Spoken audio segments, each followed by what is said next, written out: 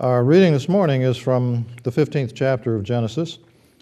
This chapter is in many ways the cornerstone of the three religions which often are called the Abrahamic faiths, Judaism, Christianity, and Islam. All three trace their origins to the covenant established here between God and Abram. And it all has to do with the Son. For Jews, this is the basis of their claim that the Holy Land is theirs, because of the promise of a son, Isaac. Christians see the covenant ultimately fulfilled in God's Son, Jesus. And Muslims say a son, yes, but the son is Ishmael. Abram believes God's promise that he will be blessed, but he sees one fundamental problem. He has no son, no children at all, in fact, at this point. In that culture, daughters did not inherit. They barely counted for anything. The Greek historian Herodotus mentions a man who, he says, died childless, having only 3 daughters. So Abram proposes to do what seems to him the most logical thing. He will adopt the son of one of his slaves. Law codes from other societies in this time refer to this practice. It was pretty common. Abram must have had a lot of children to choose from. In Genesis 14, we're told that when he staged a raid to rescue Lot, Abram took, quote, his trained men born in his house, 318 of them, end quote. So don't think of Abram and Sarah knocking around with a couple of camels and a handful of servants. Those 318 men were part of an entourage that probably numbered several hundred more, a good-sized tribe, we might say. Abram has picked out one of them to be his heir, but God says, no, you're going to have your own son. Well, when? Abram and Sarah get tired of waiting. They're getting older. Sarah offers her husband Hagar, one of her maids, to bear him a child. This is another practice attested in law codes of the time.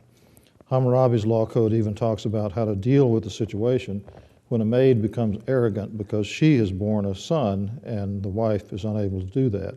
And that's exactly what happens with Hagar. Eventually, Abram has to drive her and her son Ishmael out into the desert. Muslims today say they are Ishmael's descendants and that the promises of this covenant, land, more descendants than you can count, and so on, all of that is promised to them, not to the Jews, because Ishmael is the older son.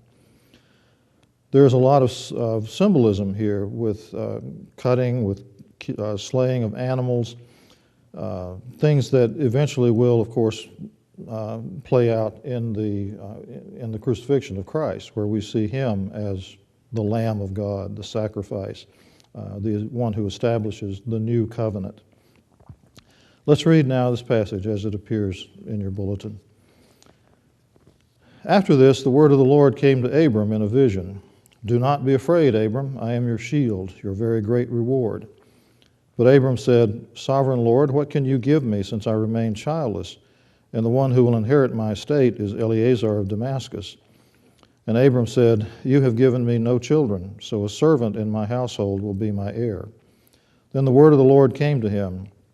This man will not be your heir, but a son who is your own flesh and blood will be your heir. He took him outside and said, Look up at the sky and count the stars, if indeed you can count them. And then he said to them, So shall your offspring be. Abram believed the Lord, and he credited it to him as righteousness. He also said to him, I am the Lord who brought you out of Ur the Chaldeans to give you this land to take possession of it. But Abram said, Sovereign Lord, how can I know that I will gain possession of it?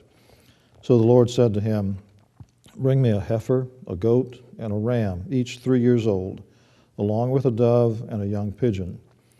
Abram brought all these to him, cut them in two, and arranged the halves opposite each other. The birds, however, he did not cut in half. Then birds of prey came down on the carcasses, but Abram drove them away. As the sun was setting, Abram fell into a deep sleep, and a thick and dreadful darkness came over him. When the sun had set and darkness had fallen, a smoking firepot with a blazing torch appeared and passed between the pieces. On that day the Lord made a covenant with Abram and said, To your descendants I give this land, from the Wadi of Egypt to the great river, the Euphrates.